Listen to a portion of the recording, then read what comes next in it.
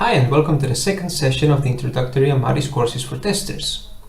In this session we will discuss some basic concepts of testing. We will not discuss the right definitions. We will discuss different definitions according to different schools of testing, and we will discuss the definition be aligned with. You will see this in the future. This seminar is based on the years of practice, study and research in the field of software testing, on the works published in the testing community, and the works, especially the works published by different authors such as John and James Back, Michael Bolton or Ken Kainer. Let's start a bit with the history of testing. We will be brief in this part. The testing has been present since the first software development or program development started. It's been present in Ada Lovelace's works as far as it has been recorded. In 1878, Edison names a system flaw as a bug. Later on, there is a story of a first actual bug found that was really a bug, a moth that entered in one of the supersized computers of the early ages of computing. In 1958, the first official software testing team was founded by Gerald Weinberg for the Project Mercury of NASA.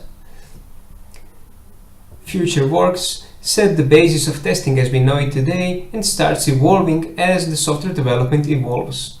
With the birth of agile methodologies in year 2000, John Beck publishes the work on the accountability of exploratory testing as a session-based test management method. We will talk about this much more later.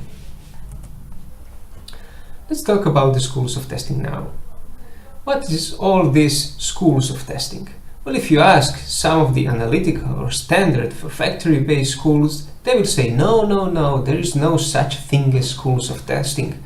This is only something that the context-driven people invented. Well, if you are context-driven, that means there is some differences between us and you. So Brad Predicord actually divided the schools of testing based on the way they approach testing. You will have to go through his work and study it a bit. So just to go quickly through it, the schools of testing according to Brad Predicord and some further additions are divided into analytical, standard, quality, context-driven and example-driven. Let's take a look at them. The analytical school of testing is used in very regulated environments, and the most characteristic for the analytical school of testing is for each test there is only one valid resulting state. We can find the application of this school of testing, for example, in aviation industry. The next one is the standard or factory-based school of testing.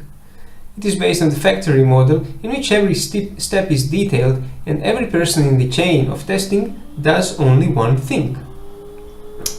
Particular for this school of testing is that they are highly obsessed with metrics and dependent on the requirements definition. If the requirements are not defined, we cannot do the testing. The next one is the quality-based school of testing. It is based on the control of the process quality. Testers are seen as police officers, as quality gatekeepers. Six Sigma is one of the examples of this school of testing. The next one in the line is the context-driven testing school. It is less focused on the process and more on the adaptation and testing excellence. It matches quite nicely with Agile. And the last one, and is the most recent one, is the example-driven, also sometimes defined as Agile testing, and it's focused on working examples. It overlaps with context-driven school of testing in many aspects. Context-driven testing is the school Amaris testing is aligned with. As Amaris considers that each project, each client is a context on its own and should be approached in different ways, it aligns with the context-driven testing and with its principles. So let's go through these principles of context-driven testing as defined by Ken Kainer, James and John Back and Michael Bolton. So basically the 7 principles of context-driven testing says that, first, the value of any practice depends on its context. This means that we can have different good practices, but if we apply the wrong good practice in a context which doesn't call for that practice, it will be of no value.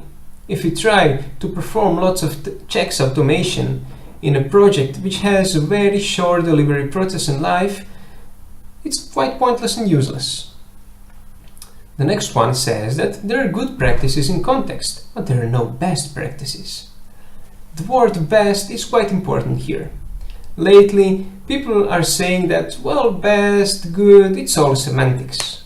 But if we use words, and words are important, if we say best, that means it is best. It is absolute, it is always a good idea to use that practice. But as we already discussed, that's just not the case. The third one says that people working together are the most important part of any project's context.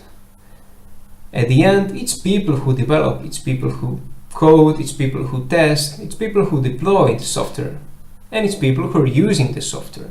Therefore, let's focus on the people instead of the process or on the tools. The fourth one says that projects unfold over time in ways that are often not predictable. So many times we have seen projects change quite a lot from one to another iteration.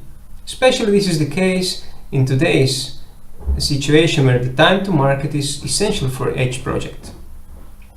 Therefore, we should be able to respond quickly and rapidly to changes in this project context. The next one says that the product is a solution. If the problem isn't solved, the product just doesn't work.